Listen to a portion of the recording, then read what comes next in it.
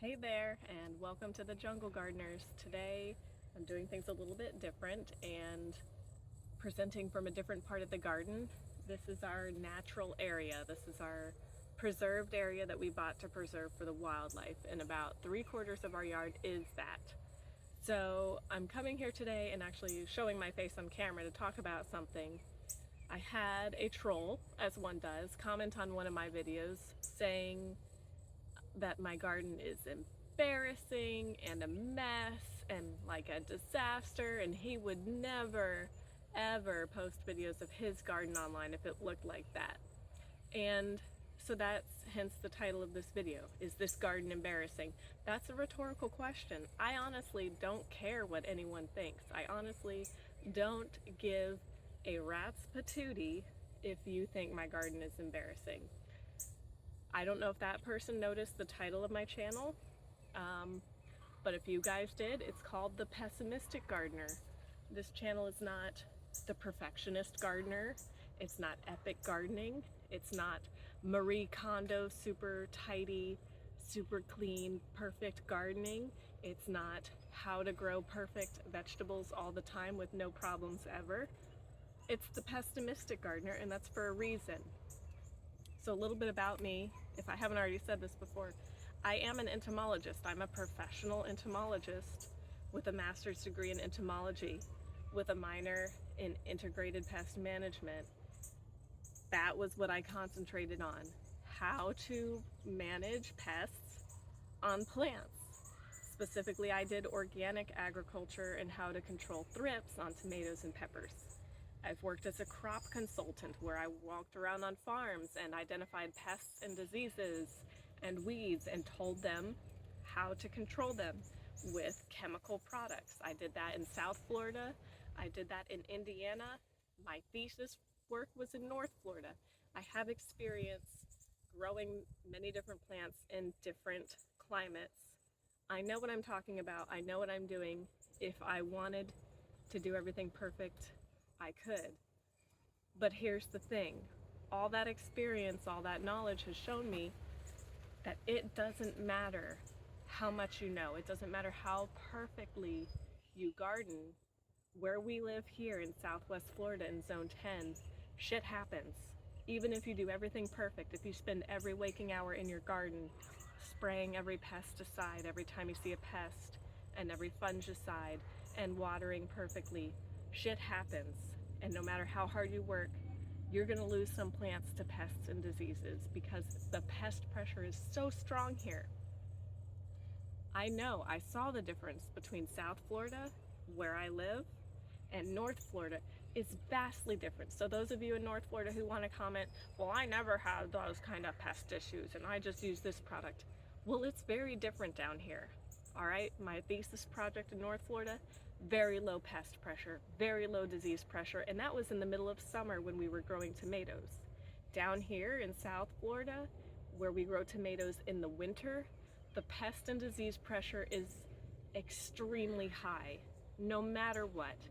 They're spraying all the time because there's whiteflies, there's thrips, there's caterpillars, there's aphids, there's scale insects, there are mealybugs, there's spider mites and broad mites, there's late blight, there's early blight, there's your viruses, there's all your different diseases that pressure is so high for all the time. So they have to spray so much. And still, with professional crop consultants out there, scouting their fields, identifying the pests and disease, and telling them which products to use, they still have disease and pest outbreaks that just overwhelm all of that work, especially at the end of the season. So when I show you those things here, yes, I know how to control those things, but sometimes it's beyond our control. Even farmers who've been doing it for years and have a group of professionals telling them what to do, they still will lose crops. And it doesn't mean they're bad farmers. It doesn't mean you're a bad gardener. Shit just happens. And, you know, to people saying, oh, if my garden looked like that, I wouldn't show it on film. My garden reflects my gardening style, and it reflects the life that I lead. I work a full-time job, on top of that a part-time job, on top of that I have nonprofit volunteer work I do. I have minimal amount of time to devote to my garden each week, And we have exactly an acre, and most of it is wild like this that we keep preserved for the wildlife. And then a smaller portion for food plants and some ornamental exotics. That takes a lot of time to take care of. So yes, we can't keep everything perfectly pruned all the time. You're gonna see some wild and crazy here.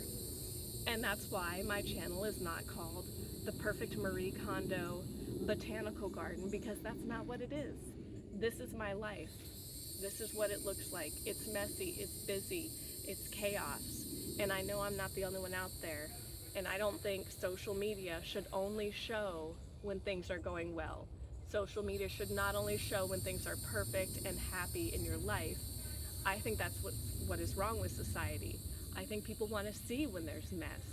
People want to see that things are not perfect, and sometimes sad, and sometimes depressing and terrible, and that you're not alone when you experience that, and that it's not your fault. Sometimes it is our fault, but most of the time it's not. So that's what my channel is here for, to show you that shit happens and you're not alone when it happens to you, and it's not your fault.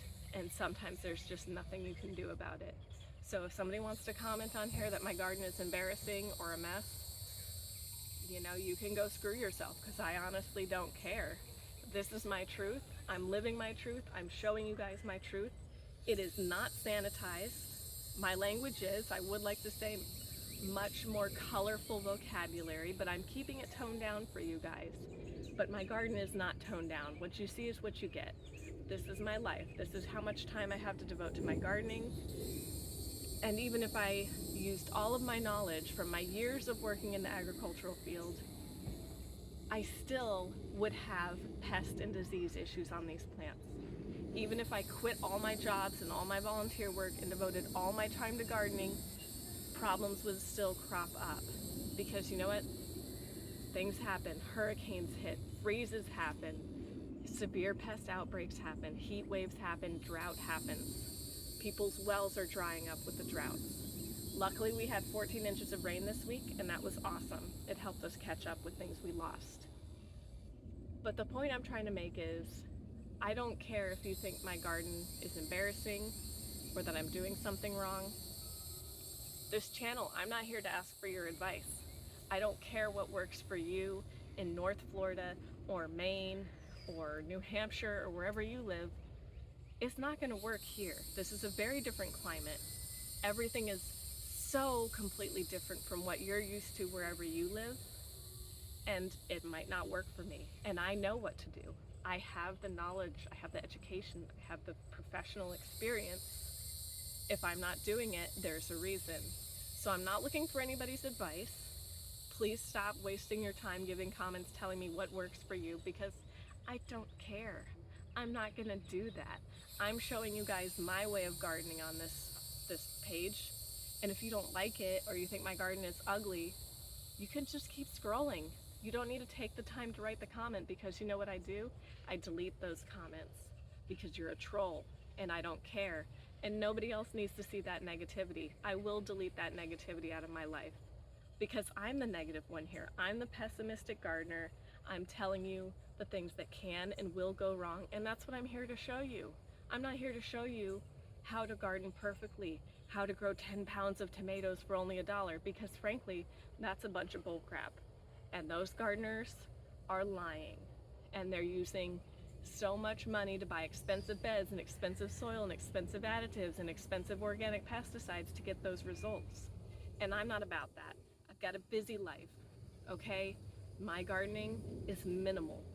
It's minimal impact on the environment the way I do it, minimal impact on my pocketbook, minimal impact on my time.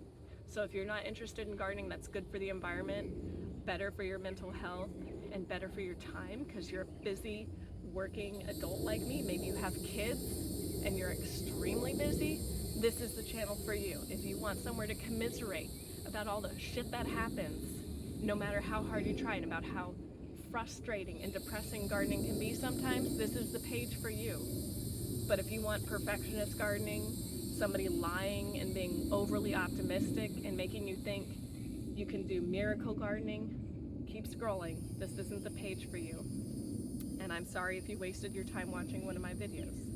But anyway, this is my truth, folks. I am not embarrassed of my garden. I love it. This is my paradise. You can hear the cicadas, you can hear birds, because we've preserved this land and these native plants for them, and that's what we do. And we keep a small portion for our gardens, for our vegetables, our fruit trees, our exotic ornamentals. But mostly we garden for the planet and for the wildlife. So if that's not for you, perfectly fine. Just keep scrolling. Again, if you want to see things done traditionally and not organically and not caring anything about the environment, you know, get out of here. It's fine. I don't care. But I will live my truth. I will show you guys my truth. I will not sanitize it except for my language, which this is mild for me. And I will try to encourage you guys that if these things happen to you, it's not your fault. You're not doing anything wrong. Now, the one thing that I am embarrassed about is my face and how I look, which is why I usually don't do videos where I'm on camera. Because my garden, I love it. I think it's amazing. And people who visit in person, 100% of the time agree. Seeing it in person is different from on video. If you live this experience, it's like being in a botanical garden and a nature preserve all at once. It's calm, it's peaceful, it's nature, it's beautiful. Me, not so much. Am I natural? Yes. And that's why this is me. There's no makeup here. There's no filter. There's nail polish that's cracked because this was for a performance, for a part I played in a play. I don't wear nail polish. My characters do. But this is me. This is my video, and this is one of the few times you guys are going to see my face on video because I don't like my face. And I'm sorry to subject you to that, but I'm not sorry to have videos of my garden as it is. And I want to encourage the rest of you to not be embarrassed about your gardens either. Don't be embarrassed about your failures. Don't be embarrassed about things that go wrong. And try not to be too sad about it or beat yourself up about it, because it happens to everyone. Bad things happen, even to good people, even if you work your butt off to try to make it perfect. So that's what this video is about.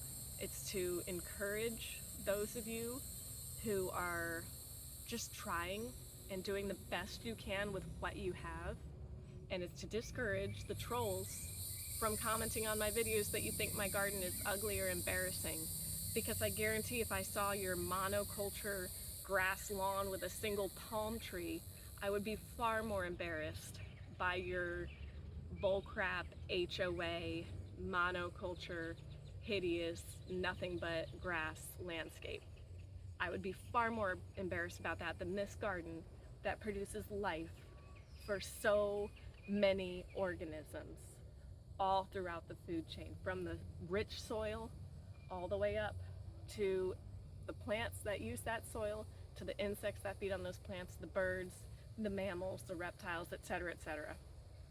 So, anyway, in conclusion, this is my garden, this is my life. I'm not embarrassed about it. If you are, keep scrolling and go mow your lawn 15 times a week, because that's all you care to have in your yard. Anyway, thanks for watching, and for those of you who are not perfectionists like me and who are busy working parents, even if it's animal parents, keep doing what you're doing. Do as much as you can and no more than that, and don't stress about it. Don't stress about the failures. Don't stress when you don't have time to work in your garden. Life happens, and that's okay. And thank you all for watching, and I hope you have a happy week of gardening and continue to just keep trying your very best. Thanks, everyone. Bye.